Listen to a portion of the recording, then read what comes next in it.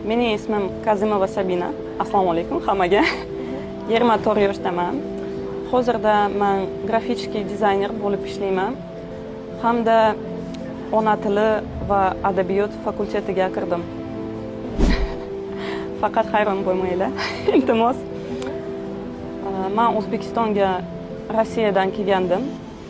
Ataylab o'zbek tilini o'rganish uchun va yashash uchun.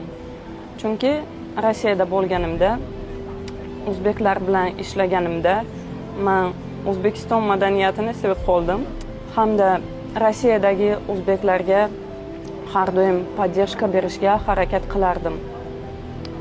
Keyin O'zbekistonga ko'chib kelishni orzu qilardim. Birinchi o'rgangan so'zlarim men o'zbek tilini tushunmayman. Eng kerakli so'zlar. O'zbek tilini tushunmayman. Men uchun o'zbek tilidagi eng qiyin narsa bu grammatika. Chunki ko'p jihatlarni tushuntirib bo'lmaydi. Faqat tushunish mumkin, sezish mumkin. 2-3 yildan beri adashmasam, xato qilsam ahamiyat bermanglar, iltimos. Chunki o'zbek tilini ona tilida so'zlashuvchi emasman. Men O'zbekistonda qolmoqchiman. Biror narsani ajratib ko'rsatish qiyin, lekin menga ayniqsa taom madaniyati yoqadi. Bu butun bir alohida mavzu. Ko'p eshitishni va ko'p gapirishni. O'zbek tilida. Ha, aniq. Hamda podkastlarni ko'rsangiz ham bo'ladi. Nima gap menga juda ham yoqadi. Eng sevimli so'zlarim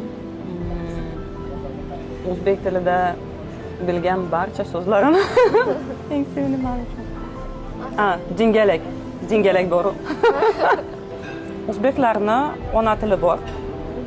Shuning uchun ularni tili va madaniyatini biz hurmat qilishimiz kerak. O'zbekistonda yashaysiz, sizga baribir o'zbek tili kerak bo'ladi. Hozir men Boshqirdistondanman. 50% men rusman, 50% dadam Eron. O'qituvchi bo'lmoqchiman. Qayerda? Filolog bo'lmoqchiman. O'zbekistonda umid qilamanki, universitetda o'qituvchi bo'laman.